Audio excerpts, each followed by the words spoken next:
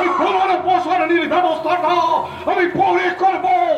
তার আগে বল পলাশ, আজ থেকে 3 মাস আগে তোর বোনের বিয়ের 15 টাকা অথবা বস্ত্র ফিতেটা আমার নামে লিখে দেওয়ার কথা ছিল, কিন্তু 3 মাসের মধ্যে তুই বিপদ হয়ে গেলি কেন?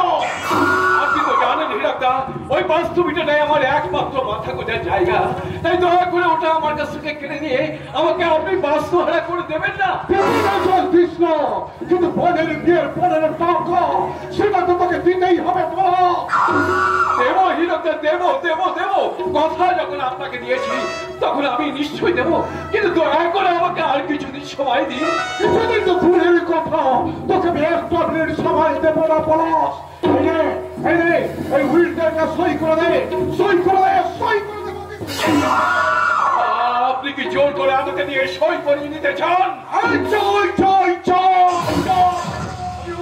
প্রধানী হীরকর হালদার, আমার কথাই এই অঞ্চলের শেষ কথা। আর আমারও শেষ কথা আপনি শুনে রাখুন, আপনি যদি জোর করে আমাকে দিয়ে উইলে সই করান তাহলে এই গ্রামের মানুষের সামনে আপনার মুখোশটা আমি খুলে নেব। হীরকবাবু তোকে খুন করে দিদির বাড়ি পুঁতে দেবে রে শালা। জীবনে বাঁচতে চাইলে সইটা করে দে। না না, এই উইলে আমি কিছুতেই সই করবো না। যতই তোমরা আমার উপর অন্যায় অত্যাচার করো না কেন, এই উইলে আমি সই করবো না, করবো না, করবো না।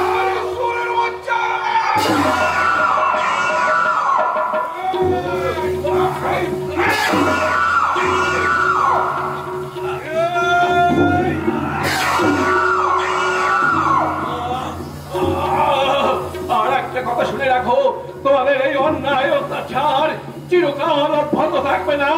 তোমাদের উচিত শিক্ষা দিতে সে আসছে।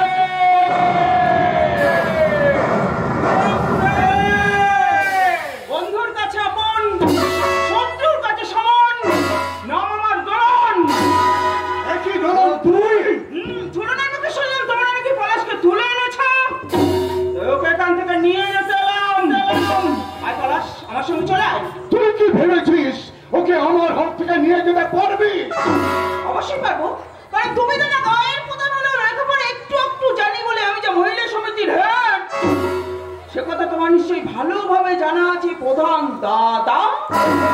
হ্যাঁ জানি। আরেকটাও তুই তো জানিস যে প্রধান বাবু যদি পিছন দিক থেকে কল থাকি না তোর মতো হেডকে সরিয়ে অন্য কাউকে বসাতে পারে না? পারে না, কারণ তোমরা যাদের ক্ষতি করার চেষ্টা করছো আমি তাদের সাহায্য করছি। তোমরা যাদের উপর অন্যায় অত্যাচার করছো আমি তাদের হয়ে রুখে দাঁড়াচ্ছি।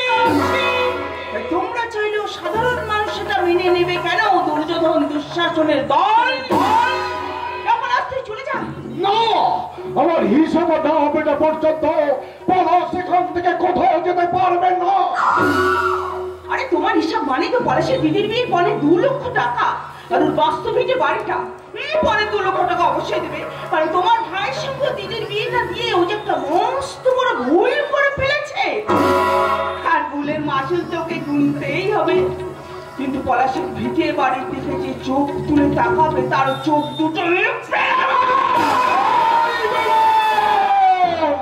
তুই কিন্তু আগুন নিয়ে খেলা করছিস। আগুন নিয়ে খেলতে আমার খুব ভালো লাগে গো প্রধান দাদা। যা পলাশ, তুই তোর কাজে যা। যাচ্ছি যাচ্ছি দিদি, যাচ্ছি। তুমি যদি ঠিক সময় সে না পড়তে তাহলে এই জানোয়ারগুলো এই জানোয়ারগুলো আমাকে একটু খুন করে ফেলতো গো দিদি, আমাকে খুন করে ফেলতো, আমাকে খুন করে। তারা কিছুতেই করতে পারতো না পলাশ, কারণ মেয়েকে যত না গর্জায় বর্ষায় কি তত। এই ধরুন আমরা তো অনেক সময় অনেক ফল ফলানি সহ্য করেছি, কিন্তু আর নয়। এই প্রধান চামচা, তাড়াতাড়ি এখান থেকে চলে যাও, তা না হলে পলাশের উপর যতখানি অত্যাচার তোমরা করেছো আমি কিন্তু সুদ সমেত তোমাদেরকে ফিরিয়ে দেব। কাকে কি বলছিস? ও যা কিছু করছে আমার কথা মতোই করছে। তা তো আমি জানি প্রধান দাদা, কারণ পেছনে নোটের জন্য না থাকলে খুচরো পয়সা এত সহজ হয়।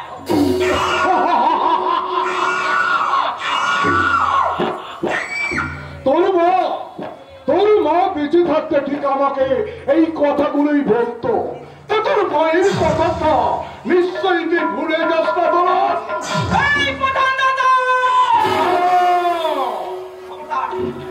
আমার মায়ের কথাটা আমাকে একদম মনে করিয়ে দেবে বলে দিচ্ছি। এতদিন আমি তোমাদের অনেক অন্যায় অত্যাচার সহ্য করেছি, কিন্তু আমার মায়ের কথা মনে করে দিলে আমি তোমাকে। কোথায় গেলে তুমি? আমি এসে গেছি। দেখি হীরাদা, আপনি এখানে? এসেছিলাম এই দিঘির ধারে একটা হওয়া খেতে, কিন্তু এই দোলের কারণে হাসান বাবু কেমন অপমান করলো যে। একদম উল্টো পাল্টা কথা বলবে না বলে দিচ্ছি। দোলন হচ্ছে নাকি? অমিত, এসব ছোটখাটো ব্যাপার নিয়ে তুমি একদম মাথা ঘামিও না। তাছাড়া তুমি তো যত ছেলে নও, তুমি আমার গ্রামের গর্ব। তাছাড়া কলকাতা থেকে ডাক্তারি পাস করে কোন ব্র্যান্ডে তুমি ফিরে এসেছো। চলো হেদা, চলে যাবেন, কিন্তু এদিকে ব্যাপারটা এখন নয় রে, এখন নয়। এর ফয়সালা করবো সন্ধ্যাবেলা আমার বাড়িতে।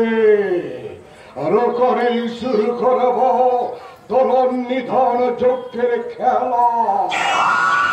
এই ব্যাপারটা এখন মেটানো একদম ঠিক হবে না। আমি তাহলে আসি রে দোলন, সন্ধ্যাবেলা আমার বাড়িতে অবশ্যই আসবি, জরুরি মিটিং আছে। দেখিস তুই আবার ঘুমিয়ে পড়িস না কেন।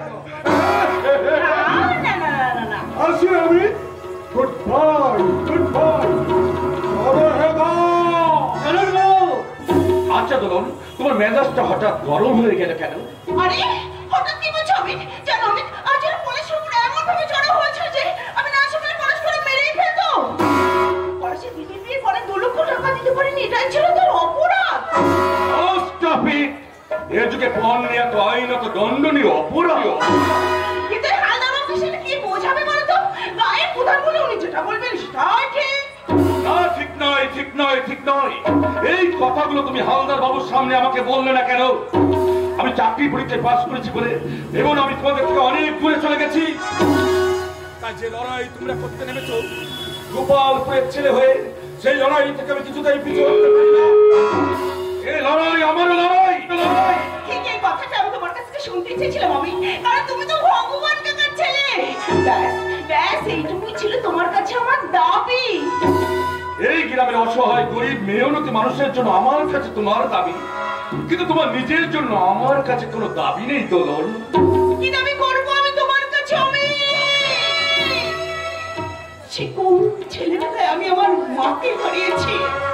ঘরে সবসময় লাঞ্ছনা, বঞ্চনা আর বঞ্চনা। ছোট মায়ের ভয় বাবা আমার সাথে ভালো করে কথা পর্যন্ত বলতে পারে না।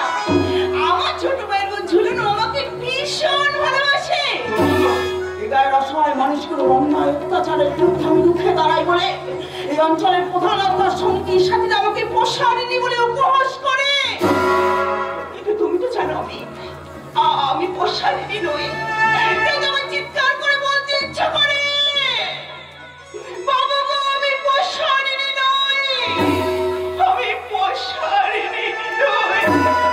দোলন, সে সমস্ত কথা তো আমি জানি দোলন, কিন্তু আমি বলছিলাম আমাদের ভালো থাকার কথা, আমাদের ভালোবাসার কথা। জানো দোলন, চাকরি পরীক্ষায় পাস করে আজ প্রথম কলকাতায় যাচ্ছি আমি চাকরিতে জয়েন করতে। শুধু তাই নয়, শুধু তাই নয়, বাবা বলেছেন তোমার বাবার সঙ্গে কথা বলে একটা ভালো দিন তারিখ ঠিক করে তোমার আমার বিয়েটা ফাইনাল করে দেবেন। না, তুমি ভগবান কাকুকে বলে দাও এই মুহূর্তে বিয়ে করা আমার পক্ষে কিছুতেই সম্ভব নয়।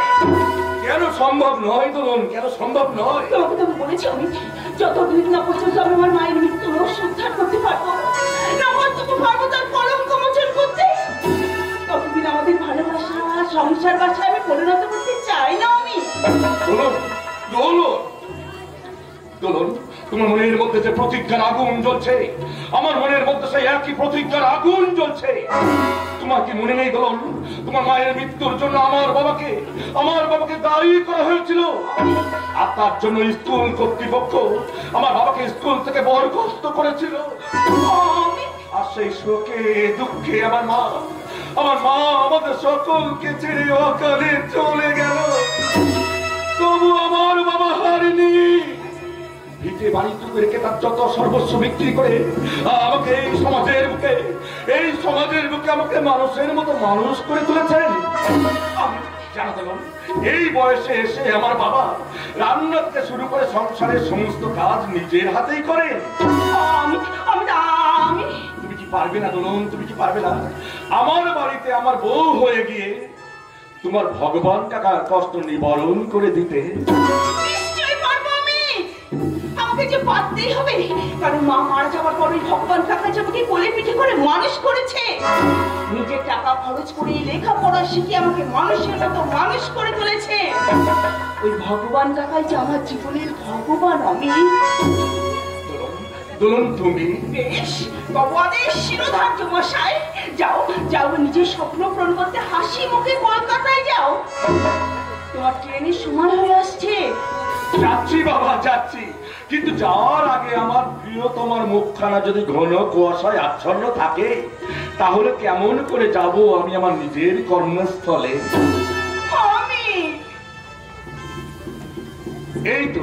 এই তো এসেছে শ্যাম সোহাগিনী রাধা। এবার দূর হবে সমস্ত বাধা। জীবন জীবিকার তরে যারে আমি রেখেছি, আজ বুঝেছি সে আমার হবেই হবে। তবে শাক বাজি ধূপের গন্ধ বিলায় তুমি আসবে মোর পানে। তব পাশে এসে কহিব তোমার কানে কানে। কি বলবে মশাই? একটু লজ্জা চোখে, একটু লজ্জা মুখে,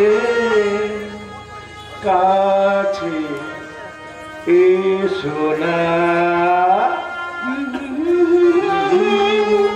না না না না না না না।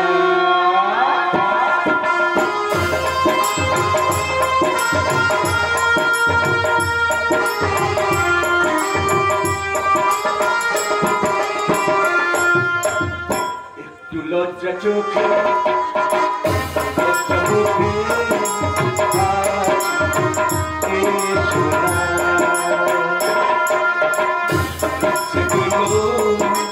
বলছে ভালো ভালো আজকে বাসনা।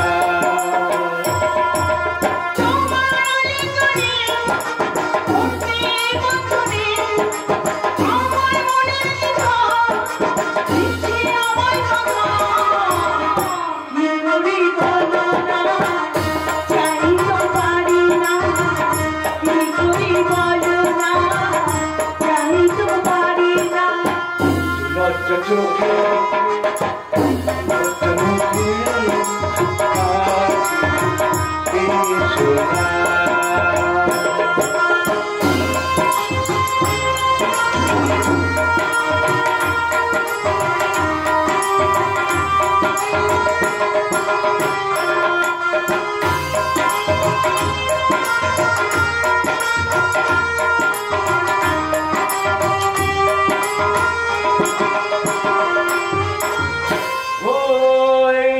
তোমার কাছে একটু নিবিড় প্রেমের উষ্ণ ছোঁয়া।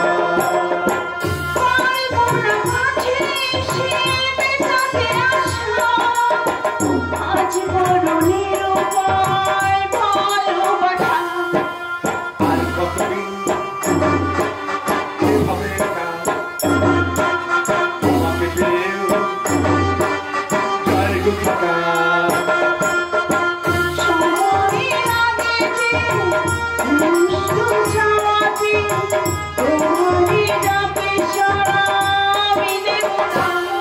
একটু লজ্জা চোখে, লজ্জা মুখে, কাছে এসো না। লজ্জা চোখে, লজ্জা মুখে, কাছে এসো না।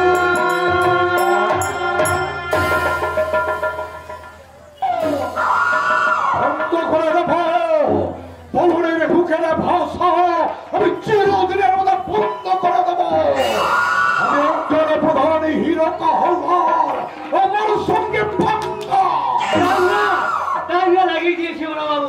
ওই এমপি কোম্পানির মালিক একেবারে দাঙ্গা লাগিয়ে দিয়েছে। কারণ ওই কোম্পানির কাছ থেকে টাকা নিয়ে গ্রামের মানুষের জমি বাস্তুভিটে ফিরিয়ে দেওয়ার যে প্রতিশ্রুতি দিয়েছিলেন, আজ যে তার শেষ দিন। কিন্তু আমি সব সমস্যার সমাধান করে দিয়েছি। ওই এমপি কোম্পানির মালিককে বলে দিয়েছি আগামী কিছুদিনের মধ্যে আপনি আপনার জমি পেয়ে যাবেন। এটা প্রধান হীরক হালদারের ওয়াদা। তাই যদি হয় তাহলে দোলন হলো আমার পথের কাঁটা, যে আমার অতি মুনাফা লক্ষ্য দিনের পর দিন থামিয়ে দিয়ে চলেছে। এই কাঁটাটাকে সমূলে আমাকে উপরে ফেলতেই হবে।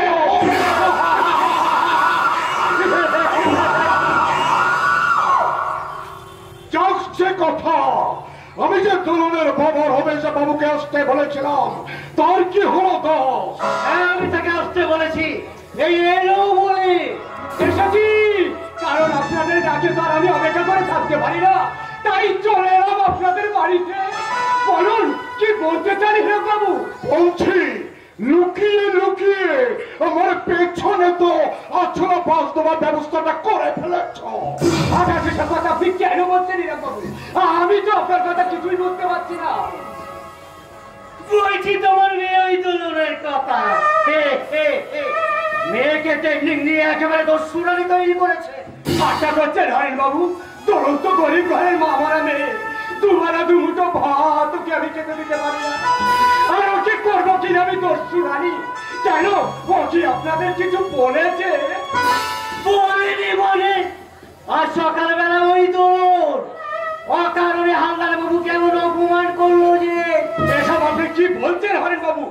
না বিনা কারণে আমার মেয়ে দোলন তো কাউকে কিছু বলে না।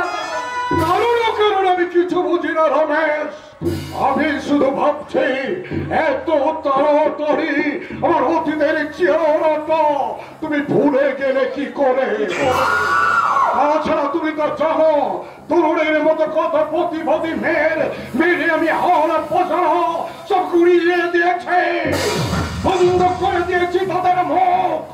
আজ থেকে 20 বছর আগে তোমারই সামনে ওই তরুণের মাকে। চুপ করুন, চুপ করুন, চুপ করুন, দয়া করে আপনি চুপ করুন। অতীতের সেই বিভৎস দিনটার কথা মনে করে আমাকে আর দুর্বল করে দেবেন না।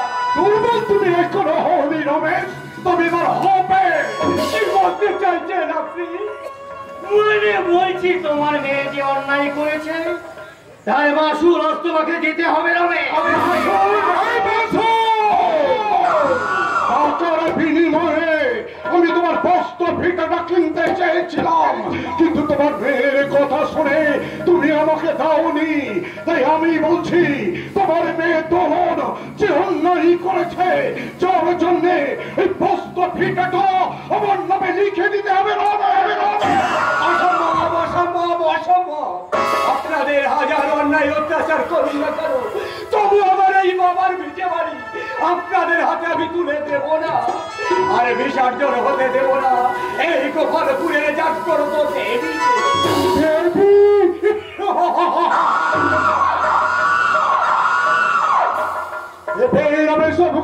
দেবে আজ থেকে 20 বছর আগে আমি তো প্রধান ছিলাম না।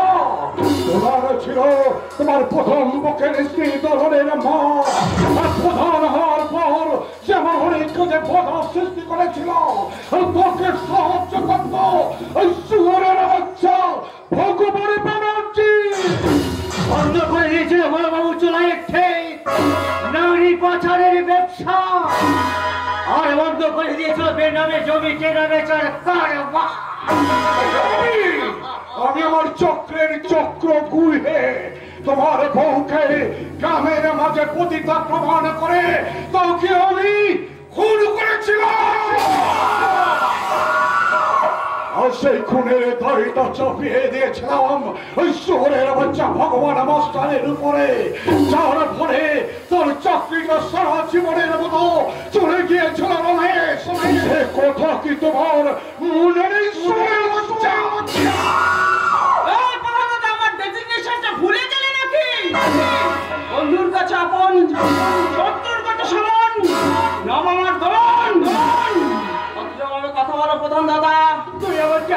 এসেছিস রে মা? তোমার আগে হালদারটা এখানে আসার জন্য আমাকে নিমন্ত্রণ করে এসেছিল বাবা। যদি ওদের নিমন্ত্রণ রক্ষা করতে আমার উচিতে বাধা, তবু তোমাকে আসতে দেখে আমি চলে এলাম। পালিয়ে চল মা, এখান থেকে তুই পালিয়ে চল। পালিয়ে কোথায় যাবে বাবা?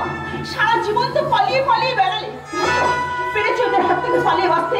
আর পালিয়ে গেলে চলবে না বাবা, অন্যায় অত্যাচারের বিরুদ্ধে এবার আমাদের রক্ষা দাঁড়াতে হবে।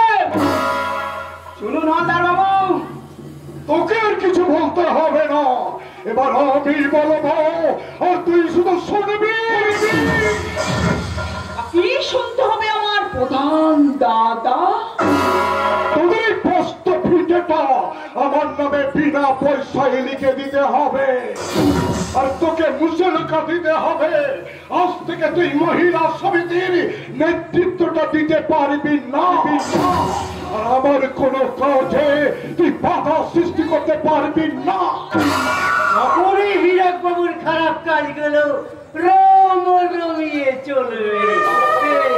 ঝমঝমিয়ে বাহ বাহ, কি সুন্দর! আমাকে আর আমার গায়ের মানুষগুলো সর্বনাশ করার পরিকল্পনা করে ফেলেছে। শুনলেন তো? শুনলেন তো? সমাজ সংসারে মা ভাই বোনেরা, কিন্তু এই বন মানুষগুলো জানে না এদের 1000 জন থাকলেও ওদের কথা আমরা মানবো না, মানছি না, মানবো না। তাহলে দেখা যাক আমার হাত থেকে তুই নিজেকে কেমন করে বাঁচাতে পারিস। রমেশকে নিয়ে তুমি উইলে সইটা করিয়ে নাও। আমি বস্ত ভিটে আর ইজ্জত দুটো একসঙ্গেই খাবো।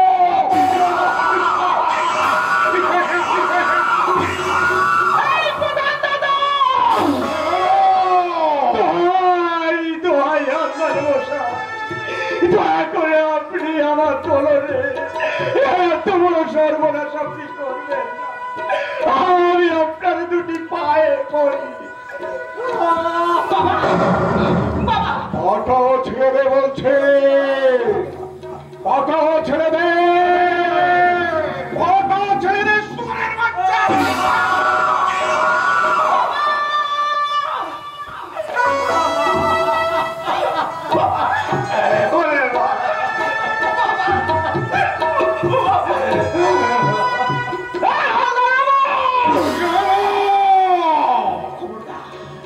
খবরদার, তোমাকে বলে দিচ্ছি, আমার বাবার গায়ে একটা লোকের আচর তুমি দেবে না। আমার একটা প্রদীপকে আমি নিভে যেতে দেখেছি, কিন্তু আর একটা প্রদীপকে আমি কিছুতে নিভে যেতে দেব না।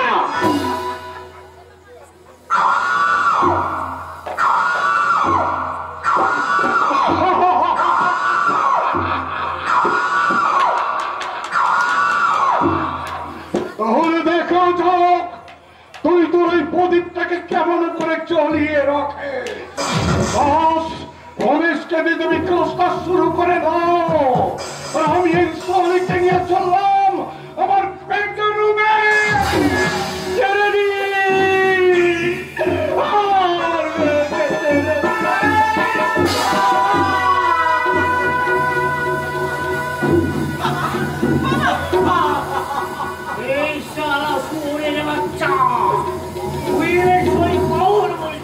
সেইটা করে দে বলছে, সেইটা করে দে সোনার বাচ্চা। চমৎকার! সে যুগে দ্রৌপদীর বস্ত্র হরণ করেছিল একজন, আর রাজসভায় উপস্থিত ছিলেন অসংখ্য ব্যক্তিবর্গের ভিড়। আর এই যুগে দ্রৌপদীর বস্ত্র হরণ করছে সেই একজন, আর হালদার বাড়িতে উপস্থিত আছে মাত্র 2টি শীত। বন্ধ করো, বন্ধ করো তোমাদের এই বর্বরতা। একই চালক তুই এখানে? না এলে আমি কি করে দেখতাম দাদা তোমাদের এই নারকীয় ঘটনার দৃশ্য? ছি ছি দাদা ছি! এই গোপালপুরের হালদার বাড়ির ছেলে হয়ে তুমি তুমি নিজেকে এত নিচে নামাতে তোমার লজ্জা করলো না?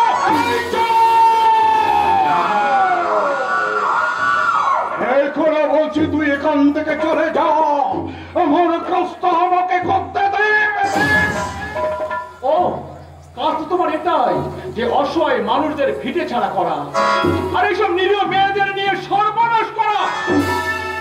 নিরীহ মেয়ে কাকে বলছো ছোট বাবু? আপনি জানেন এই দোলন বড় বাবুর কতখানি ক্ষতি করেছে?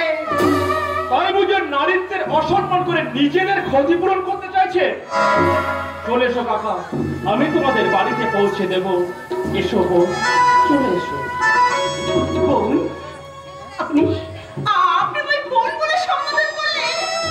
হ্যাঁ করলাম। এবার চলো, এসো কাকা, চলে এসো। থাক বাবা থাক, তোমাকে আর কষ্ট করে যেতে হবে না, কারণ আজ তুমি আমাদের জন্য যা করলে তার জন্য তোমাকে আশীর্বাদ পাওয়ার মতো ক্ষমতা নেই। তাই ঈশ্বরের কাছে প্রার্থনা করি তিনি যেন তোমার মঙ্গল করে।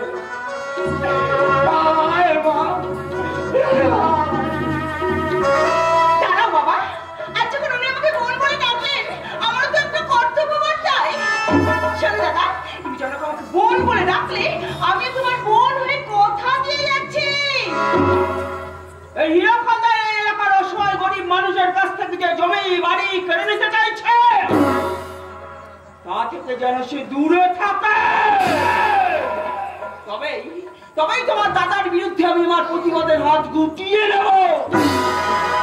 বেশ, আমিও তোকে কথা দিচ্ছি রে বোন, তোর সমস্ত আশা আমি পূরণ করে দেব, আর দাদার অন্যায় জুলুম আমি বন্ধ করে দেব। তাই যদি হয়, আজ যে সম্পর্ক তুমি করলে, তার জন্য কিছু পারি আর না পারি, একদিন ছোঁয়া চন্দনে সেঁকে দিয়ে যাবো তোমার কপালে। ভাই বোনের মধুর মিলনের সন্ধিক্ষণে সংকোধনে উলৌধ্বনিতে মুখরিত হবে সারা বাড়ি, আর আমি তোমার বোন হয়ে বলবো। কি বলবি রে বোন? ভাইয়ের কপালে দিলাম ফোঁটা, জম দুয়ারে পড়লো কাটা, যমুনা দেয় জমকে ফোঁটা, আমি দিই আমার ভাইকে ফোঁটা ফোঁটা। এই যে হীরা বাবু, সবসময় মেয়েদের হাত ধরে টানাটানি করলে হবে? নিজের ছোট ভাইকে দেখে কিছু শিখুন। মানবতা কাকে বলে? আসি না আসি বাবা, চলে এসো বাবা।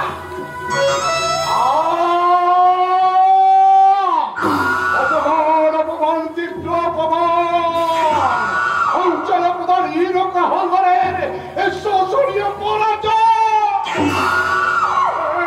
এই তুই বাচ্চা, এটা তুই কি করলি?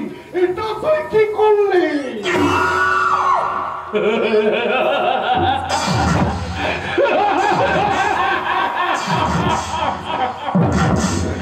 ভুল করছিলে দাদা,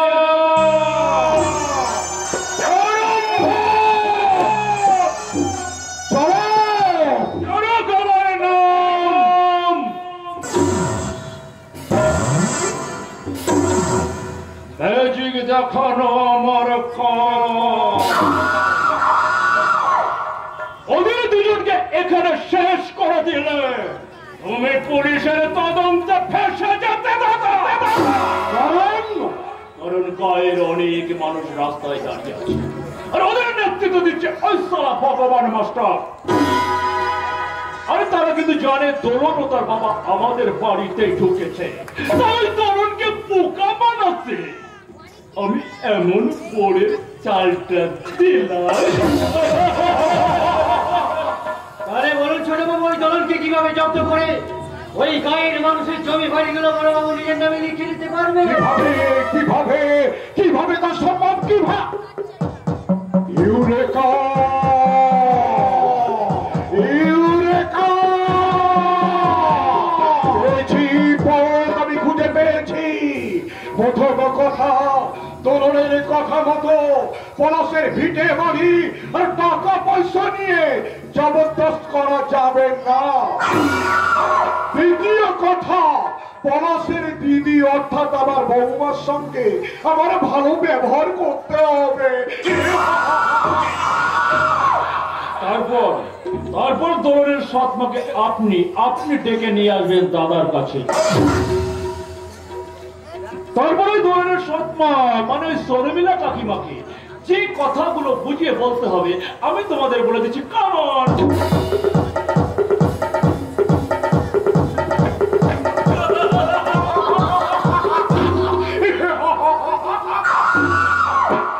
দাদা আমি খবর পেয়েছি অমিত ডাক্তারি পাশ করে আজই চাকরিতে জয়েন করছে ওই কলকাতার পিবি হাসপাতালে। পিবি হাসপাতাল, পবিত্র পাঠকের বাড়ি হলেও হাসপাতালটা তৈরি হয়েছে আমার টাকা,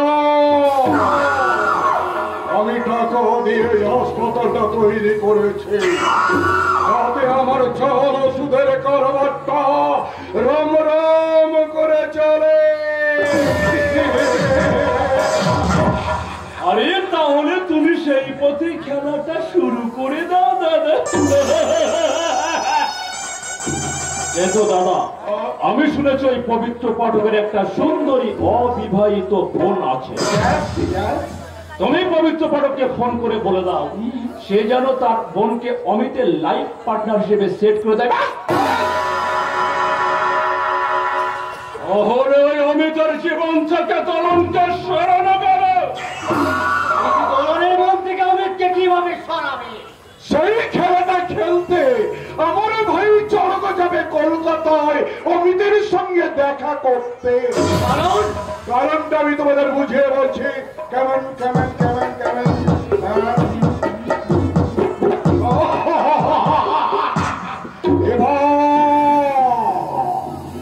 এই গোপালপুর এলাকায় আমি একটা ধ্বংসযজ্ঞ শুরু করব। সেই চক্রে প্রহিত হবে আমার ভাই তাকে সাহায্য করবে আমার বিয়ে তারপর আমার 2 নম্বরী ব্যবসাটা রমরম করে এগিয়ে যাবে।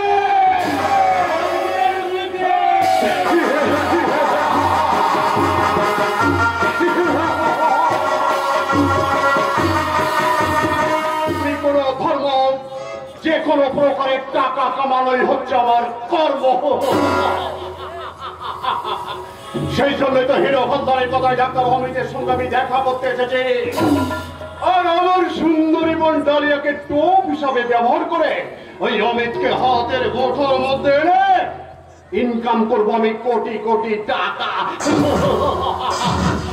আর তোমার প্ল্যানকে সাকসেস করতে I have come here brother. আরে আরে আরে আমার একমাত্র সিস্টার ডালিয়া, তুই এসে গেছিস? হ্যাঁ আমি এসেছি, কারণ এই হাসপাতালের মালিক তুমি হলেও আমার তো কিছু অধিকার থেকে যায়, তাই সবকিছু খবর নিয়ে আমার কর্তব্যের মধ্যেই পড়ে। অবশ্যই অবশ্যই, তোকেই তো এই হাসপাতালের রুগী, নার্স, ডাক্তার সকলের খবর রাখতে হবে। ইয়েস ব্রাদার, শুনলাম এই হাসপাতালে অমিত ব্যানার্জি নামে একজন ডাক্তার এসেছে, তাই তার সাথে দেখা করে পরিচয় করতে এসেছি। তোমার কোনো অসুবিধা নেই তো ব্রাদার? অসুবিধা মানি না আমি কোনো ধর্ম, যে কোনো প্রকারের টাকা কামানোই হচ্ছে আমার কর্ম। আরে আমি তো এটাই চাই তুই এসে অমিতের সঙ্গে একটু ভাব ভালোবাসা করবি, কারণ বলতে হবে না দাদা, আমায় আর অমিতকে নিয়ে তোমার আর হিরো খাতারের মধ্যে যে ডিল হয়েছে সেটা আমি শুনে ফেলেছি দাদা। শুনে ফেলেছিস? হ্যাঁ শুনে ফেলেছি, তাই যে কোনো প্রকারে আমায় অমিতের গলায় তোমায় ঝুলিয়ে দিতেই হবে, নইলে আমার হাসপাতাল বন্ধ হয়ে যাবে, আমার 2 নম্বরী ব্যবসার ক্ষতি হয়ে যাবে। পারবি পারবি তো বল ওই অমিতকে ঠিক মতো ক্যাশ করতে করতে আমাকে হবেই ব্রাদার, কারণ তোমার ব্যবসার ক্ষতি হলে আমার ভাগ্যটাই যে নষ্ট হয়ে যাবে। তাছাড়া যতই আমি উগ্র আধুনিকার সাথে রঙিন দুনিয়ায় মিশে যাই না কেন, বাধা ধরা লাইফটা আমাকে সেট করতেই হবে।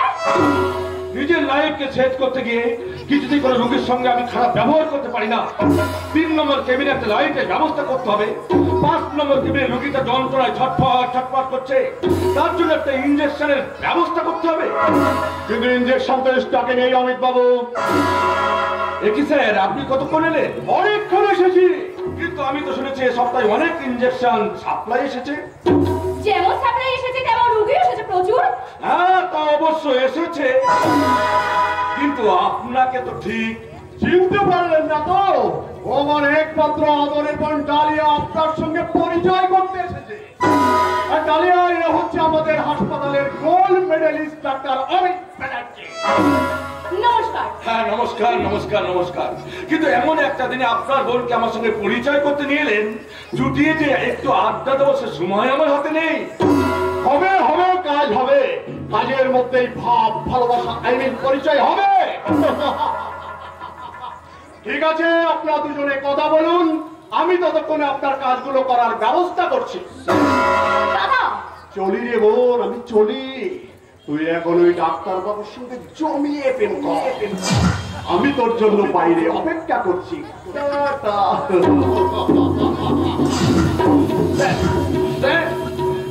আমি বলছিলাম ম্যাডাম, স্যার যেন আপনার কানে কানে কি একটা কথা বলে গেল।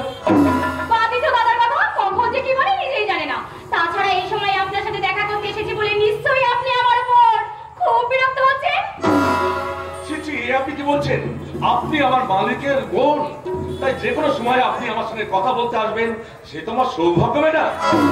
না না, এভাবে আপনি বলবেন না। এই হাসপাতালে নার্স ডাক্তার সকলে আমার বন্ধু, পার্টিকুলার আজ থেকে আপনিও কি দেবেন তো আমার হাতে আপনার বন্ধুত্বের হাত? Absolutely absolutely, why not? তাহলে বলুন, বন্ধুত্বের সেলিব্রেশন করার জন্য আপনার দেখা কবে বাবা আমার বাড়িতে? আমি কিন্তু আপনার অপেক্ষায় থাকবো। আপনার অপেক্ষা নাই যাবে বৃথা। এই অধম আপনাকে দিল 3 সত্য করিয়া কথা। আর যেখানে এই ডালিয়া সেখানেই হাসির কলিয়া। আরে অমিত, তুই এখানে খোশ মেজাজে হাসছিস আর ওদিকে সর্বনাশ হতে বসেছে। চরক, তুই হঠাৎ এখানে? আরে আরে বিপদে পড়ে একদম সময় নষ্ট না করে আমি তড়িঘড়ি করে তোর কাছে ছুটে এলাম। কিন্তু উনি আমার মালিকের একমাত্র বোন মিস ডালিয়া। আর ডালিয়া এ হচ্ছে আমার বন্ধু হীরক হালদারের একমাত্র ভাই চরক হালদার। বল চরক, এবার গ্রামের বাড়ি থেকে কেন শহরে তুই আমার কাছে ছুটে এলি? বিপদে পড়ে একদম সময় নষ্ট না করে আমি তড়িঘড়ি করে তোর কাছে ছুটে এলাম।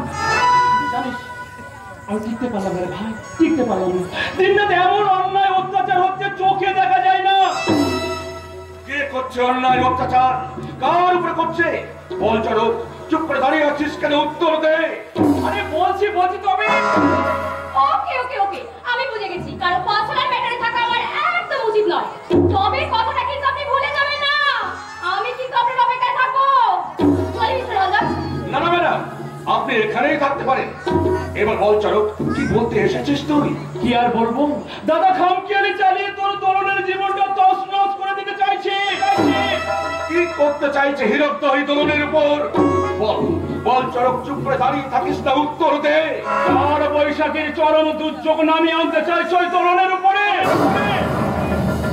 কাল রাতে অনেক কষ্ট করে আমি তরুণের নারীত্বকে রক্ষা করেছি।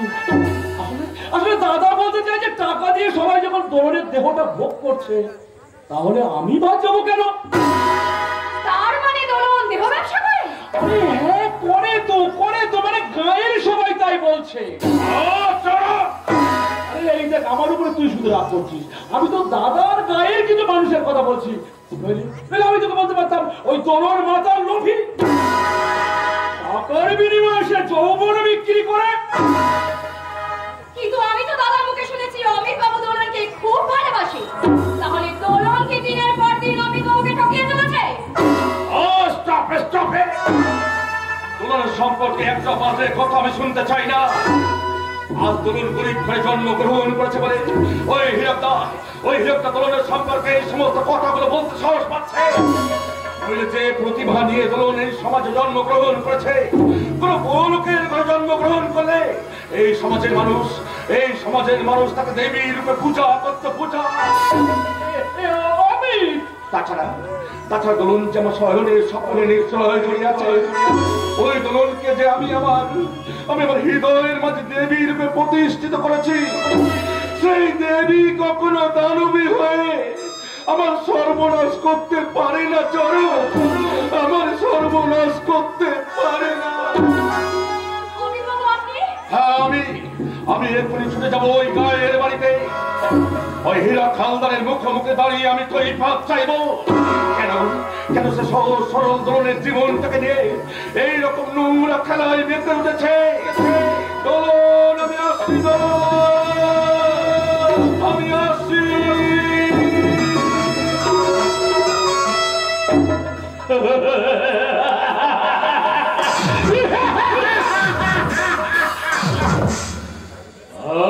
বন্ধু আর ওখানে গিয়ে দেখবি এক নতুন খেলা, আর সেই খেলায় হেডমাস্টার এই চোর খালদার। আর তোমার সেই খেলায় সাহায্য করবে এলি ডালিয়া।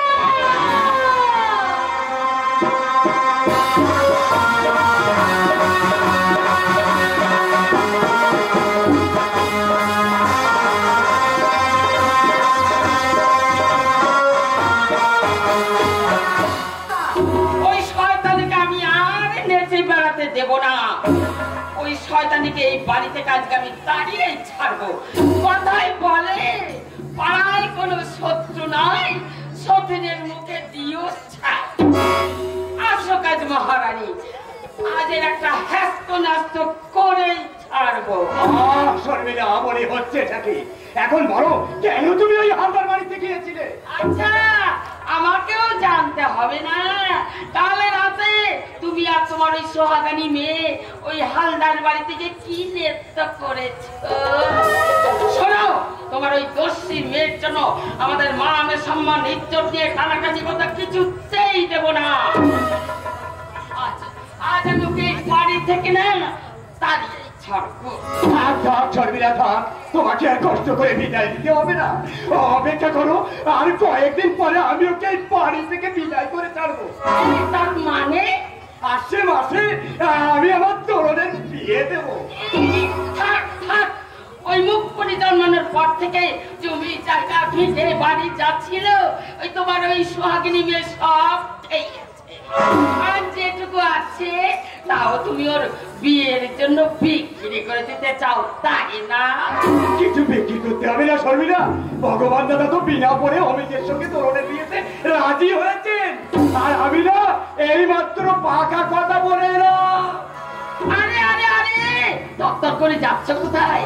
বলি এই গরমে কষ্ট করে এলে, তা এখানে বসে একটু গাটা জুড়িয়ে নাও। আরে এই চলো, আরে তাড়াতাড়ি হাত পাখাটা নিয়ে আয় তো। এই তো জামাই বাবুকে না এই আমি একটু খাওয়া করে কি আছে দিদি, এত চিন্তা করছিস কেন? কি ব্যাপার বলতো ঝুলন, তোমার এই দিদির গরম মেজাজটা একেবারে নরম হয়ে গেল কেমন করে? আরে বাবা, বলছি বলছি বলছি ঘরে আমার একমাত্র বোন ঝুলনি রয়েছে, বুঝেছো? রূপে গুণে কাজে কর্মে সব দিকেই পারদর্শী, বুঝলা? তাই বলছিলাম কি, এই শোনো, তুমি না ভগবান দাকে একটু বুঝিয়ে বলো না যদি অমিতের সঙ্গে ঝুলনের বিয়েটা।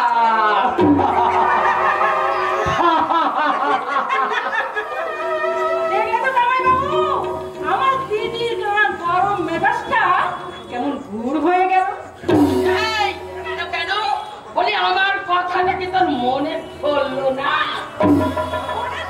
কথা বলে নিশ্চয়ই মনে ধরতো দিদি, কিন্তু একটা কথা মনে রাখিস দিদি, শিবের পূজা করতে গেলে গঙ্গা জল লাগে, ওই পানা পুকুরের জলে কখনো শিবের পূজা হয় না রে দিদি। ওরে ঝুলন,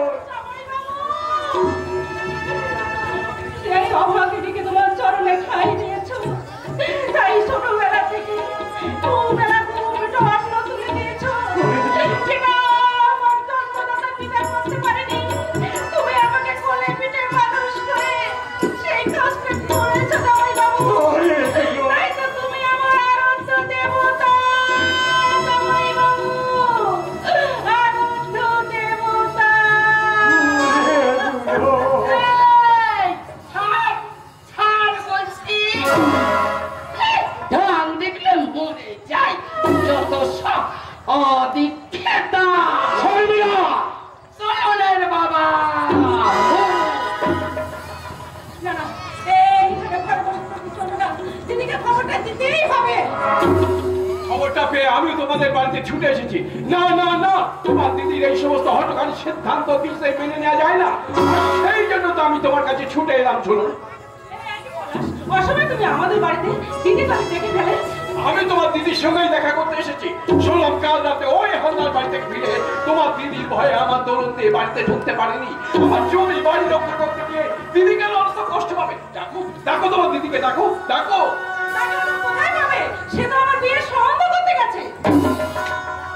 তার মানে আমি তার সঙ্গে বিয়ে দেওয়ার জন্য দিদি একেবারে উঠে পড়ে লেগে।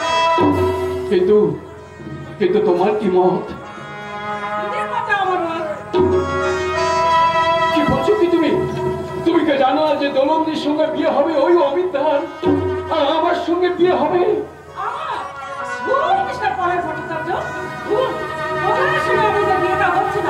বিয়ে হবে আমার সঙ্গে।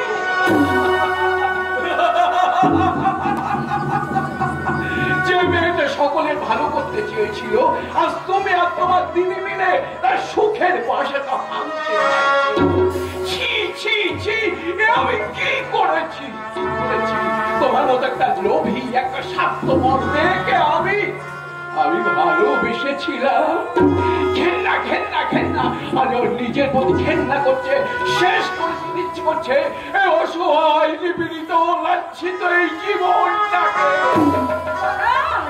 হারিয়ে যাবে সবার সংসার পৃথিবীকে, দুর্ভাগ্যের অতল তলে তলিয়ে যাবে তোমাদের এই পরশ। আর কোনদিন তোমার কাছে ফিরে আসবে না, কোনদিন না। তবে যাওয়ার আগে শুধু একটা কথা বলে যাই, দেবীর মতো দোলন্দির কোনো ক্ষতি তুমি করো না। দেবীর মতো দোলন্দির কোনো ক্ষতি তুমি করো না, করো না, করো না। তোমাকে তো আমি কোথাও যেতে দেবো না। সারাটা জীবন আমি বুকের মাঝে তোমাকে বন্দি করে রাখবো। কি বললে তুমি? তুমি ভাবতে কি করে পলাশ? তোমাদের ভালোবাসার বাসা ভেঙে সেই বাসায় আমি প্রবেশ করবো। তুমি দেখে নিচ্ছ জীবনে থাকতে আমি আমার কাছ থেকে তোমাকে কেড়ে নিতে পারবে না পলাশ। নামে দেখে বলবো তোমাকে, করেছে আমাকে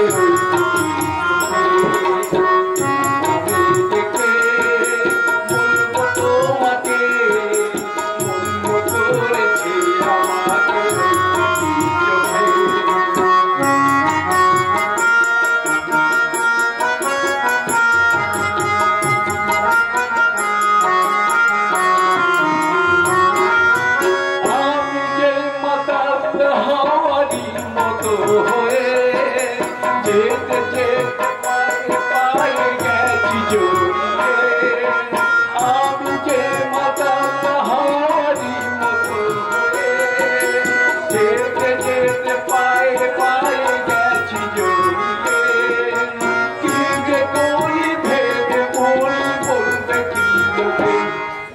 মন্দ করেছে আমাকে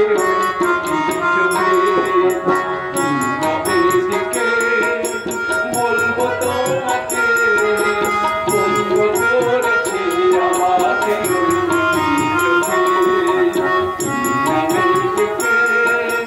বলবো তোমাকে, মন্দ করেছে আমাকে। বন্ধুর কাছে আপন, শত্রুর কাছে সমান। নাম আমার দোলন। সঠিক সময়ে সঠিক জায়গায় পৌঁছানোই আমার জীবনের ধরন। কি দিদি তুমি এখানে? কাল সারা রাত্রে তুমি কোথায় ছিলে দিদি? আমি তো তোমার খোঁজে এসেছিলাম। জাহান্নামে! এই তো আমার কথার উত্তর দিয়ে কোন সাহসে তুই ঝুলনের গায়ে হাত দিয়েছিস? হ্যাঁ না মানে বুঝতে পারছো না তাই না? দেবো কানের পরে আর কোনো দোষ না। আমি ওখানে এখানে ডেকে নিয়ে এসেছিলাম। আমি ওকে ভালোবেসে ফেলেছি। ঠিক আছে এই দোলন অনেকের কাছে পোষানি হলেও তোকে সে গায়ের মানুষের কাছে খারাপ হতে দেবে না। তা আমায় না জানিয়ে যে ভালোবাসার বাসা তোমরা দুজনে বেঁধেই ফেলেছ, সর্বপ্রথম আমি তার স্বীকৃতি দিলাম।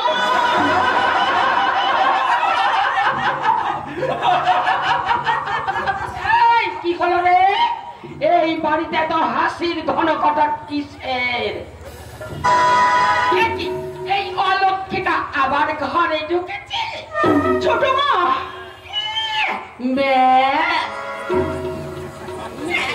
দেখে মরে যায়। বলি আমার নামে বাবার কাছে কান ভারী করে আবার ঝুলনের কাছে কাছে ষড়যন্ত্র করতে। কি বলছো দিদি? দোলনি ঝুলনের সঙ্গে কি ষড়যন্ত্র করেছে সেটা তো আমাকে বলবে নাকি? তুই চুপ কর। কোথা থেকে এলেন সাক্ষী আর খেলনাকে বলেন পক্ষী? আজ শোন, আজ এই আপদ আমি বিদায় করেই ছাড়বো। বেরো বলছি আগে। কোথায় যাবো গো ছোট মা? শিক্ষণ ছেলেবেলায় আমার মা মারা গেছে। আত্মীয় স্বজনা ভুলে কেউ খোঁজ খবর করে না। তুমি যদি দাঁড়িয়ে দাও, কোথায় যাবো আমি? কে দেখবে আমাকে? দিদি, তুমি আমাকে বলতে পারো ছোট মা? অন্যায় করে আবার বড় বড় কথা। কোথায় যাবি তা আমি কি করে জানবো? তুই যখন ওই হালদার বাবুর সঙ্গে অন্যায় করেছিলি তখন কথাটা মনে ছিল না। তাহলে যা শুনছি সব ঠিক? হালদার বাবু তোমাকে ডেকে নিয়ে কানে পুষ্পমন্ত্র দিয়েছে, কিন্তু চোরক হালদার যে আমাকে কথা দিয়েছিল সেটা দাদা চলার পর পরিবর্তন করে দেবে। আমি চলে আসার পর তাদের আসল রূপটা আবার বেরিয়ে পড়েছে। তাই যদি হয় এই দোলন শুরু করবে তাদের বিরুদ্ধে ধ্বংসের খেলা। অন্যায় করে আবার বড় বড় কথা। কত ছাড়ে মুখ পুড়ি তোর মায়ের লাইন ধরেছিস। তোর মা যেমন লোকের কাছে হাত পেতে টাকা নিয়ে সত্যি বন্যা দেখাতো। খবরদার ছোট মা, আমার মায়ের নামে তোমার মুখ থেকে একটা বাজে কথা আমি শুনতে চাই না। এতদিন আমি তোমাদের অনেক অন্যায় অত্যাচার মুখ বুঝে মেনে নিয়েছি, কিন্তু আমার মায়ের নামে একটা বাজে কথা বললে আমি তোমাকে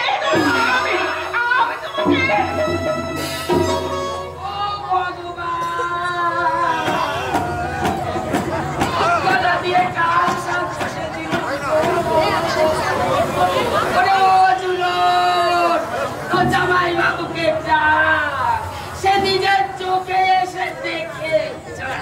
কি হয়েছে শর্মিলা, তুমি এত চিৎকার করছো কেন? আরে জিজ্ঞাসা করো তোমার ওই সতী মায়ের সতী বেটিকে। ও বাবা গো, এতগুলো লোকের সামনে আমাকে কি মারলো। বাবা তুমি শুনতে পেলে? বাবা আমার মাকে তোমার সত্যি বলে ঠাট্টা করছে। বাবা বাবা সেই দিনে সম্পদ উঠতে যাও। বাবা তাহলে আজ তুমি চুপ করে আজ করো। কি হলো বাবা, উত্তর দাও।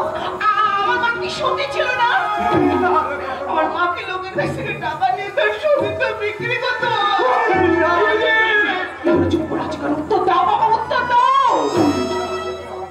খাও খাও, তুমিও মেয়ের সাথে মর খাও, তবে আমার নামও শর্মিলা। আজ আমি কাল সপ্তাহ ঘরে রাখবো না। আর আজ থেকে ও যদি এই বাড়ির কোনো খাবার মুখে দেয় তাহলে ওর ওই জ্যান্ত বাবার রক্ত খাবে। এই আমি দিব্যি দিয়ে গেলাম।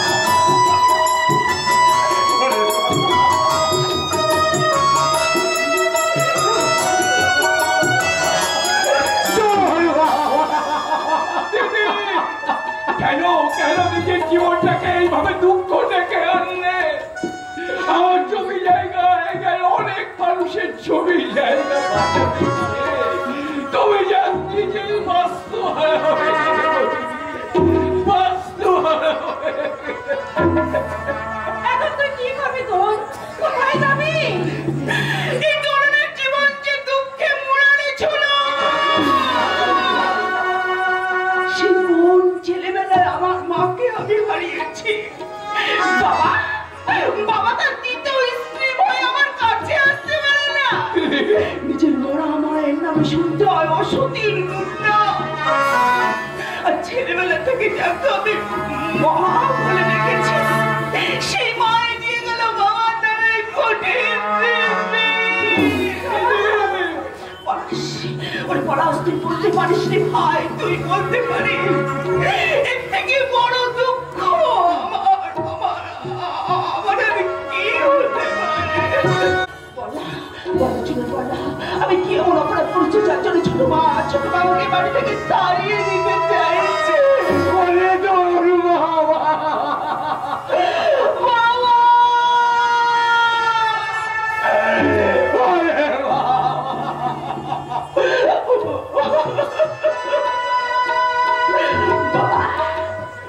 বাবা, ঈশ্বর আমার এই চার আমল কপালে যা লিখে রেখেছেন তাই হবে বাবা।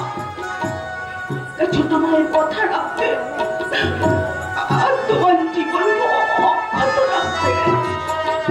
তুমি অভাগিনী তরুণ এই মুহূর্তে বাড়ি থেকে চলে যাও, এই মুহূর্তে বাড়ি থেকে চলে যাও। আসছে মাসে তোর বিয়ে, ওই ভগবান দাদা সব কথা শুনে তোদের বিয়েতে মত দিয়েছিলে। তুমি ভগবান কাকাকে জানিয়ে দাও বাবা, এই মুহূর্তে এই বিয়ে করা আমার পক্ষে কিছুতেই সম্ভব নয়। যাকে জন্য আমার মাকে ধরতে হচ্ছে, সব কথা থেকে আমাকে শুনতে হচ্ছে পশারিনীর বার্তা।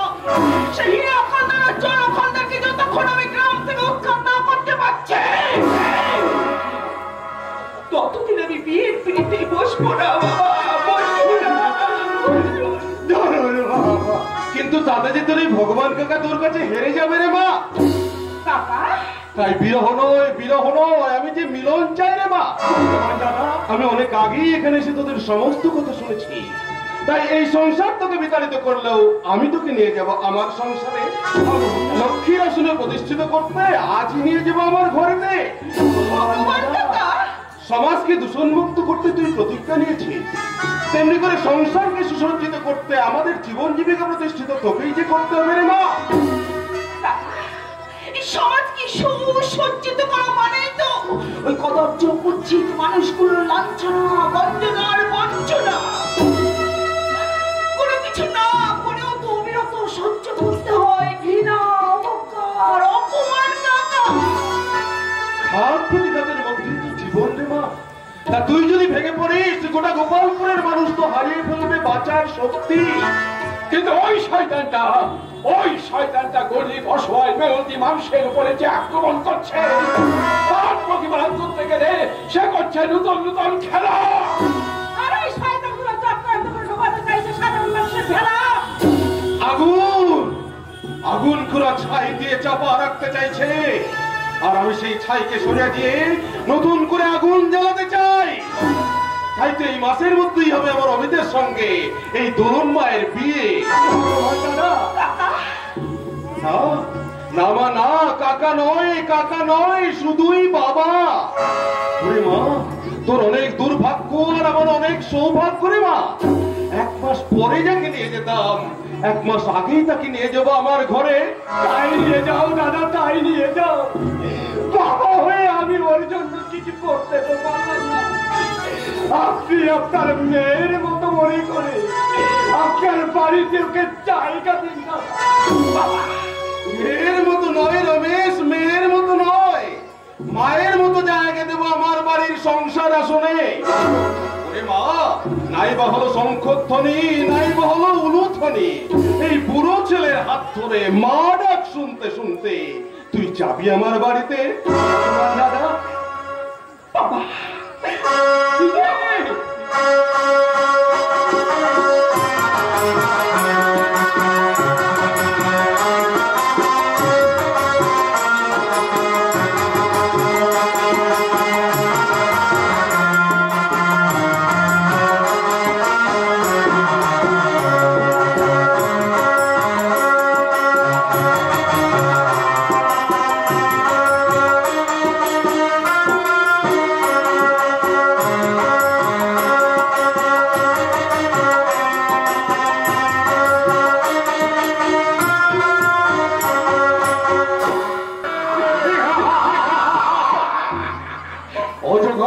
সাপের মতো সিমসিম সিমসিম করে এগিয়ে আসছে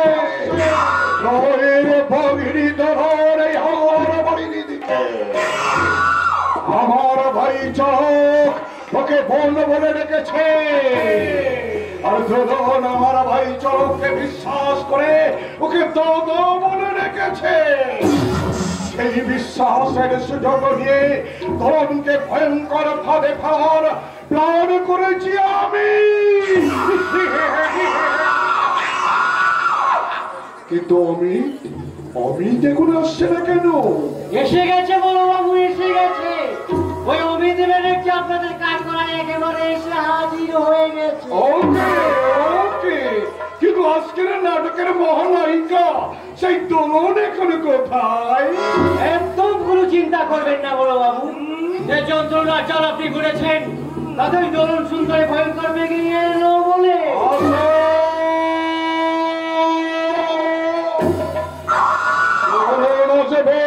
অমিত আসবে, শুরু হবে এক নূতন খেলা, আর সেই খেলায় ধ্বংস হবে অমিত আর দোলনের জীবন। খেলা খেলা আর কত খেলা আপনি করবেন এই গোপালপুর গায়ের মানুষদের নিয়ে হীরক হালদার? কি অমিত, তুমি আমার বাড়িতে? ও কলকাতা থেকে এখনই ফিরলে বলছি। আপনার ভাই চরক হালদারের মুখ থেকে আপনার কুকীর্তির কথাগুলো শুনে আমি কলকাতা থেকে ছুটে এসেছি আপনার বাড়িতে। উত্তর দিন হীরক হালদার, উত্তর দিন। কেন কেন দোলনকে আপনার বাড়িতে জোর করে তুলে এনে আপনি তার সতীত্ব নষ্ট করতে চেয়েছিলেন?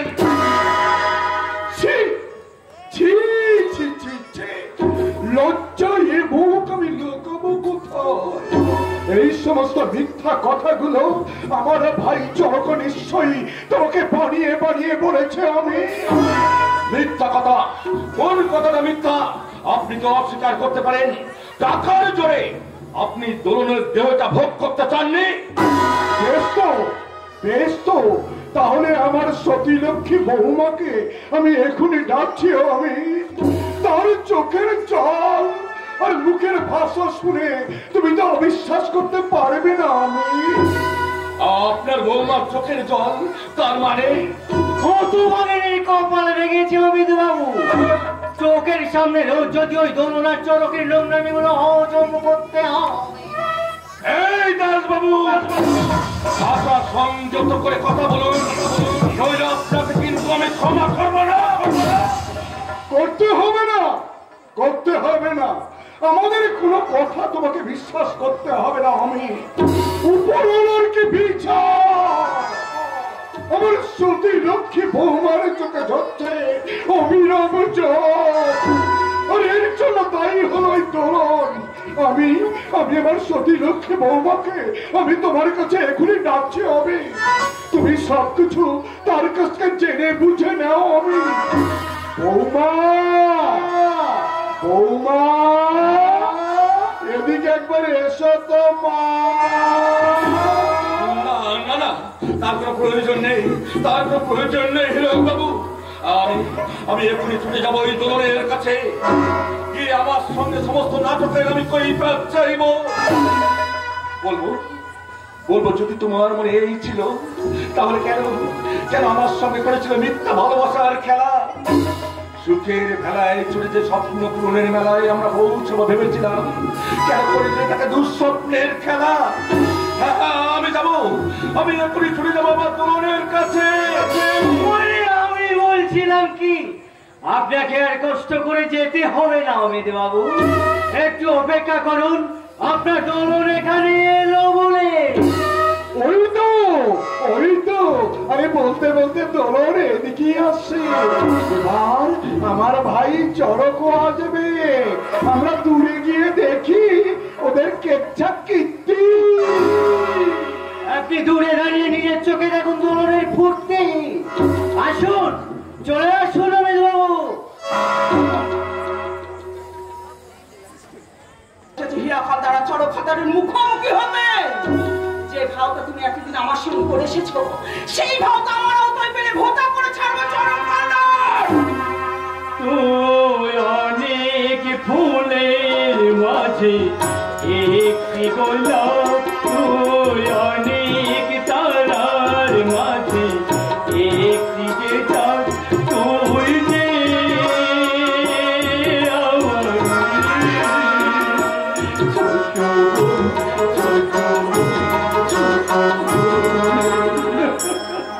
বোন, এই বোন কি হয়েছে তোর? তুই এত চিৎকার করছিস কেন?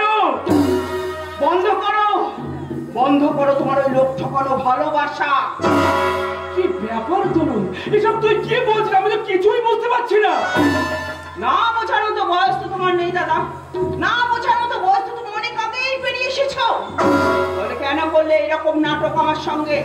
যে নাটকের প্রত্যেকটা দৃশ্যে আছে দোলনের অপমান আর ধ্বংস করা সুন্দর চক্রান্ত। তুই বিশ্বাস কর তরুণ, আমি কিছুদিন বাড়িতে ছিলাম না। আরে বাড়িতে শুনতে পেলাম তোর সৎ মাকে ডেকে নিয়ে এসে আমার দাদা এই কাণ্ডগুলো ঘটিয়েছে, যার কারণে আমার দাদার সঙ্গে আমার কথা পর্যন্ত বন্ধ হয়ে গেছে। বাবু নয় রে, বাবু নয়, দাদা দাদা। কারণ আমার তো কোনো বোন নেই,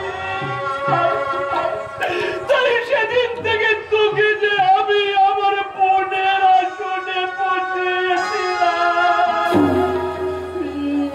দাদা দাদা, তাই আজ এই শুভ লগ্নে দাঁড়িয়ে আমার এই বোনটিকে দিলাম আমার এই ছোট্ট উপহার। ওই দেখো আমি দোলনের গলায় আমার ভাই চরক পরিয়ে দিচ্ছে ভালোবাসা সোনারা হার। ধর্ম নয়, ঐশ্বর্য নয়, নয় বেদনার ক্রন্দন। আজ থেকে শুরু হোক ভাই বোনের মমতাময় মিল বন্ধন।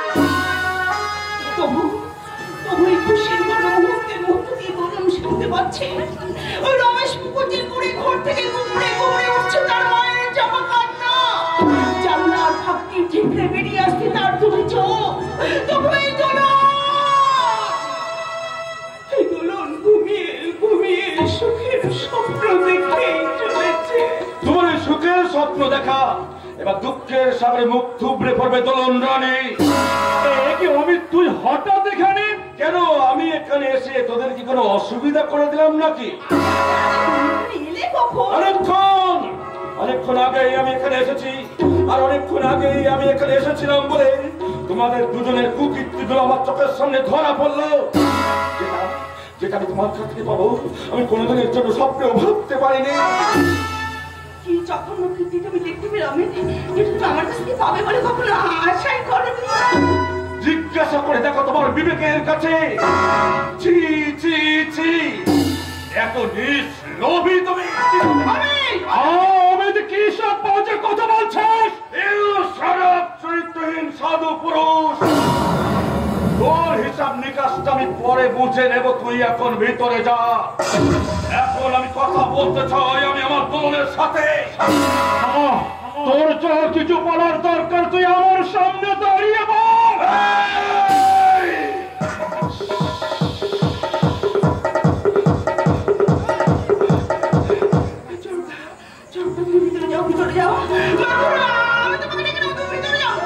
বেশ, তুই যখন আমাকে বলছিস তখন আমি ভিতরে যাচ্ছি।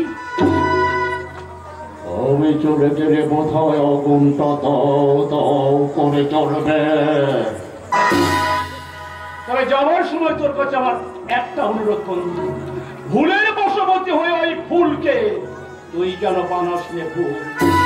এটাই তোর কাছে আমার অনুরোধ বন্ধু, এটাই অনুরোধ। ভুলকে ভুল বানিয়ে ছুঁড়ে ফেলে দিলে তোদের মতো দানবদের চলবে কেমন করে? আমি তখন থেকে দেখছি আমাকে আর চরক দেখে উল্টো পাল্টা কথা বলেই চলেছো। বলো না কি এমন খারাপ দেখেছো তুমি আমাদের মধ্যে যে ছুড়ে দিচ্ছি আমাদের ঘৃণার বান? কি দেখিনি আমি নিজের চোখের সামনে? তুই বলতে পারো বলুন, যেটা আমি তোমার কাছ থেকে পাবো আমি কোনোদিনের জন্য স্বপ্নেও ভাবতে পারিনি। নিজের স্বার্থ অর্থকে চরিতার্থ করতে আজ তুমি দ্বিচারিণী, পশারিণী, কলঙ্কিনী।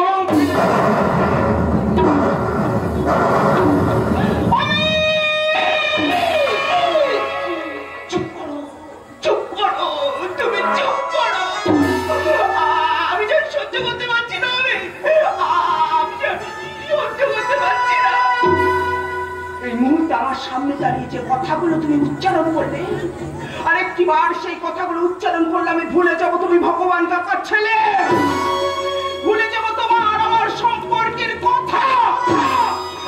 ভুলে যাও, ভুলে যাও, ভুলে যাও। আর আমিও ভুলে যাব, আর আমিও ভুলে যাব তোমাকে নিয়ে রচনা করেছিলাম আমি সারি সারি মিলনের কবিতা। সেই কবিতাগুলো আমার মনের ডিকশনারি থেকে আমি মুছে দিলাম, ওর ভেঙে খান খান করে দিলাম তোমার সঙ্গে আমার মিলন দৃশ্যের সমস্ত পেন্ডুলাম।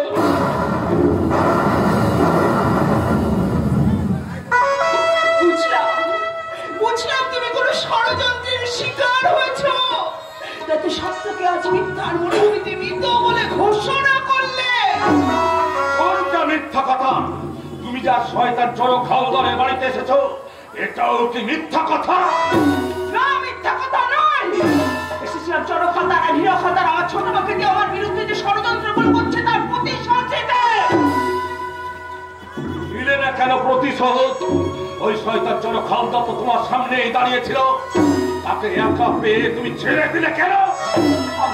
একটু বোঝার চেষ্টা করো, চরকদা যে আমাকে একমাত্র বোনের আসলে বসেছে, আর তার স্ত্রী নামে প্রতিজ্ঞা করে বলেছে এই ঘটনা সে কিছুই জানে না। প্রতিজ্ঞা? সে তোমার সঙ্গে শুধু অভিনয় করে চলেছে, সে একটা ভীষণ বড় মাপের অভিনেতা, আর সেই সঙ্গে সঙ্গে ভীষণ বড় অভিনেত্রী হলে তুমি তুমি তুমি তুমি অভিনেত্রী।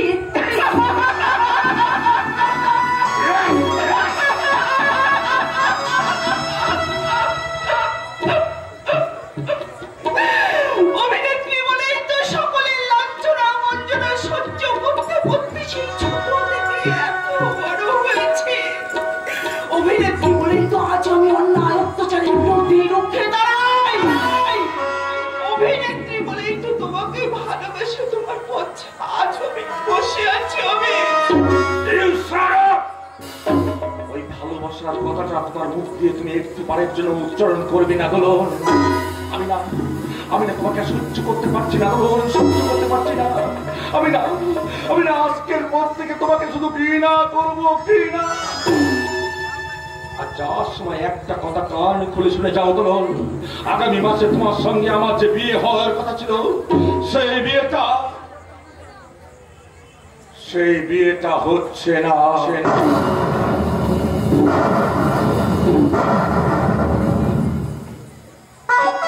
হবে না সেটা আমি আগেই বুঝতে পেরেছিলাম, অনেক আগেই আমি বুঝতে পেরেছিলাম।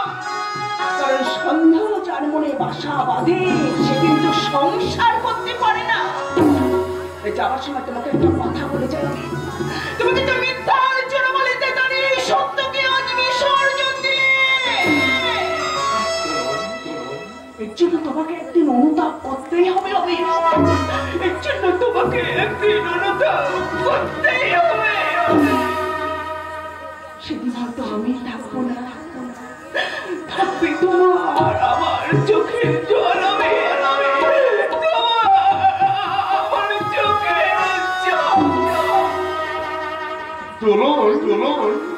এই দোলন হালদার বাড়িতে এসেছিল তার বিরুদ্ধে অন্যায় কৈফিয়ত চাইতে, কিন্তু আজ তাকে মিথ্যার দুরন্ত ধাক্কায় গায়ে মশারি ধক্কা লাগিয়ে পাঠিয়ে দিচ্ছ দূরে, অনেক অনেক অনেক দূরে।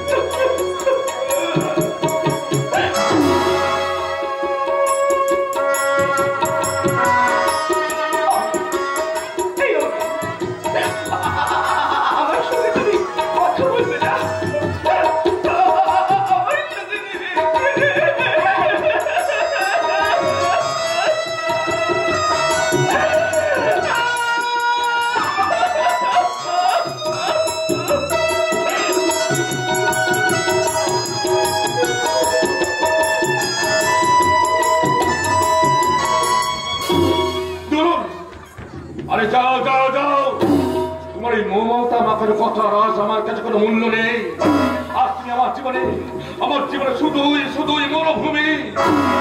কিন্তু যাওয়ার সময় বলুন যে কথাগুলো বলে গেল, তাহলে আমি কি কোনো ভুল করেছি? না, অবিশ্বাস, তুমি আমাকে কোন অগ্নি পরীক্ষার মধ্যে ফেলে দিলে ঈশ্বর। এখন আমি কি করবো ঈশ্বর? তুমি আমাকে বলে দাও ঈশ্বর, আমি কি করবো? আমার জীবনটা নিয়ে এমন খেলা খেলছো কেন দয়াময়?